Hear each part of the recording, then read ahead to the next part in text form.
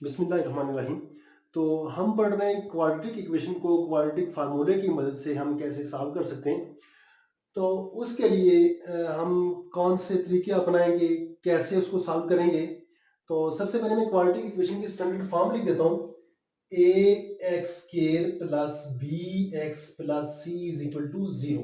ये इसकी standard form है क्वाड्रेटिक इक्वेशन की। यानी कि ऐसी इक्वेशन जिसमें वेरिएबल की हाईएस्ट पावर टू हो उसको हम कहेंगे क्वाड्रेटिक इक्वेशन। इस इक्वेशन में वेरिएबल यानी एक्स की पावर टू है, इसको क्वाड्रेटिक इक्वेशन का नाम देंगे। अब ए कोई कांस्टेंट हो सकता है, बी कोई कांस्टेंट हो सकता है, सी इसी तरह कोई कांस्टेंट हो सकता है। इसी तरह मैंने यहाँ एग्जांपल लिख दी है,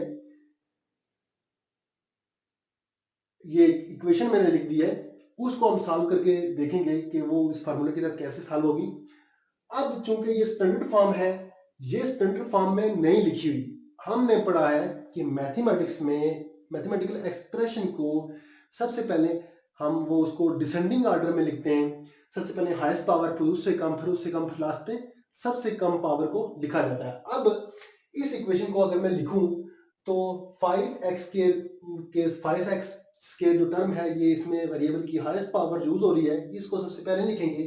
ये राइट हैंड साइड में है तो इसको जब लेफ्ट हैंड साइड में लाएंगे तो इसका साइन बदल जाएगा।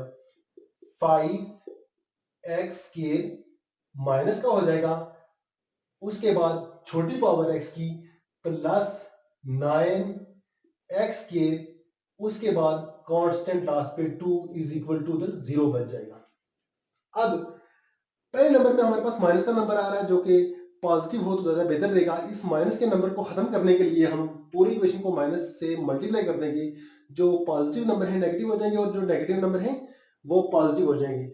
5x स्केयर को हमने माइनस से मल्टीप्लाई किया तो ये 5x स्केयर हो गया, ये माइनस 9x हो गया, उसके बाद minus 2 is equal to zero. ये इसकी स्टैंडर्ड फॉर्म बन गई है। अब हमने इस इक्वेशन को क्वाड्रेटिक इक्वेशन की स्टैंडर्ड फॉर्म से कंपेयर करना है, क्योंकि अब हमने इसको स्टैंडर्ड फॉर्म में लिख दिया है।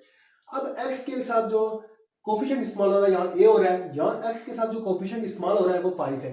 अब इसका मतलब यह है कि a इज इक्वल टू 5 आएगा, b इज इक्वल टू जो x के साथ जो टर्म है वो क्या है, b is equal to minus 9।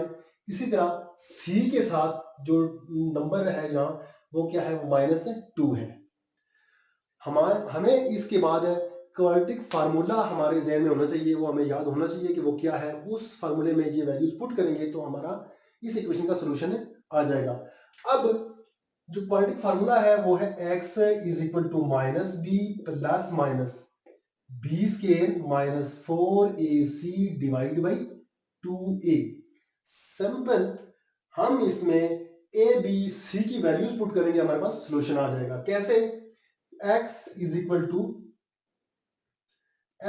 To minus b की जगह माइनस 9 है, ऑलरेडी ये माइनस पहले से यहाँ मौजूद है, यहाँ ये भी माइनस है, माइनस 9 प्लस माइनस। अब 20 के बीस बी की पावर वैल्यू 9 है, माइनस 9 इसका स्केयर लिख देंगे क्योंकि यहाँ स्केयर है, उसके बाद माइनस का साइन आ गया। 4 इंटू ए की जगह हमारे पास 5 है, फिर सी की जगह हमारे पास माइनस 2 है, डिवाइड बाई 2 ये वाला इंटू ए की जगह हम लिख देंगे ए की पावर वैल्यू 5 है। अब x is equal to minus into minus plus 9 हो जाएगा, प्लस माइनस ये आएगा माइनस 9 का स्केयर। दो नेगेटिव नंबर जब आपस में मल्टीप्लाई होंगे तो वो पॉजिटिव जवाब आएगा।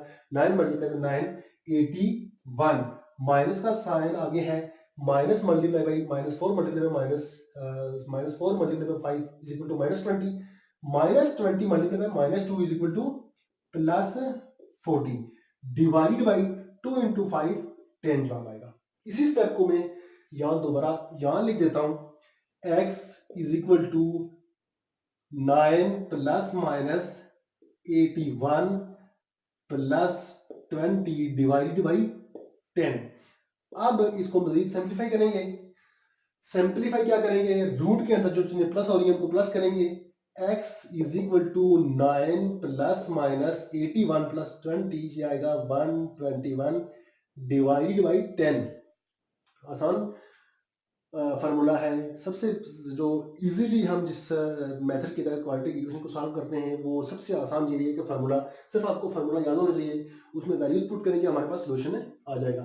अब x is equal to 9 plus minus 21 को अगर मैं लिखूं 11 मल्टीप्लाई बाई 11 लिख सकता हूं, 11 मल्टीप्लाई बाई 11 121, यानी कि इसको मैंने पेयर की फैक्टर की फॉर्म में लिख दिया।